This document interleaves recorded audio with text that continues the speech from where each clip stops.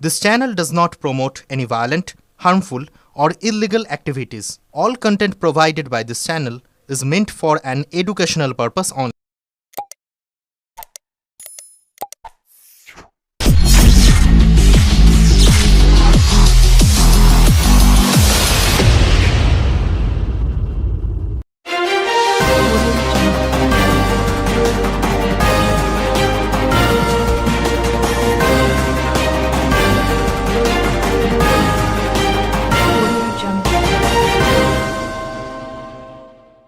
Ghatal master plan করতে কিছুটা সময় লাগবে। কেন্দ্রকে বারবার বলার পরেও টাকা দেয়নি। রাজ্য দিচ্ছে, কেন্দ্র বাংলার সাথে বঞ্চনা করছে। ডিবিসিকে কড়া বার্তা দেওয়ার পর জল ছাড়া কমিয়েছে, পরিস্থিতি স্বাভাবিক হয়ে যাবে। বিরোধীরা এই নিয়ে বদমাইশি করছে। বাঁধ তৈরির জন্য কে মাটি বা বালি দেবে তা বিরোধীদের জানানোর কোনো দরকার নেই। খানাকুল গোঘাটে যেন গুন্ডারাজ না থাকে তা দেখতে হবে।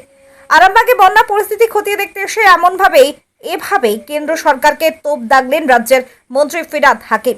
এদিন ফিরহাদ হাকিমের সাথে ছিলেন মন্ত্রী পুলক রায় সহ তারকেশ্বর বিধায়ক রামেন্দু সিংহ রায় সহ অন্যান্য আধিকারিকরা। এদিন খানাকুলের বালিপুর এলাকায় গিয়ে বন্যা পরিস্থিতি খতিয়ে দেখেন তারা। এরপর চাপাডাঙ্গায় গিয়ে ইরিগেশন অফিসে প্রশাসনিক বৈঠকও করেন তারা। ব্যুরো রিপোর্ট, আমার কলকাতা নিউজ। চলুন সবাই উঠবেন না। ঘাটালে নিজে মনোজ ভূঁইয়া আছেন। ঘাটাল মাস্টার প্ল্যানের কিছুটা সময় লাগবে।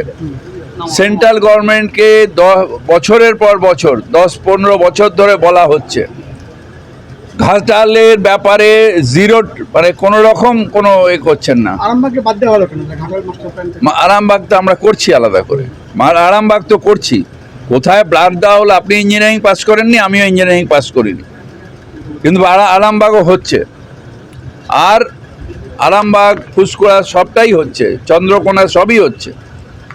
আর ঘাটালের মাস্টার প্ল্যান বঞ্চনা হয়েছে, কেন্দ্রীয় সরকারের বঞ্চনা হয়েছে, অন্যায় করছে বাংলার মানুষের ওপরে। তাই মুখ্যমন্ত্রী আমাদের অল্প টাকা 1,87,000 কোটি টাকা অনৈতিকভাবে আটকে রেখে দিয়েছে। তার মধ্যেও মুখ্যমন্ত্রী চেষ্টা করে অল্প অল্প করে দিয়ে মাস্টার প্ল্যানটাকে করার চেষ্টা করছেন। বছর 2-3 যা লাগার লাগবে।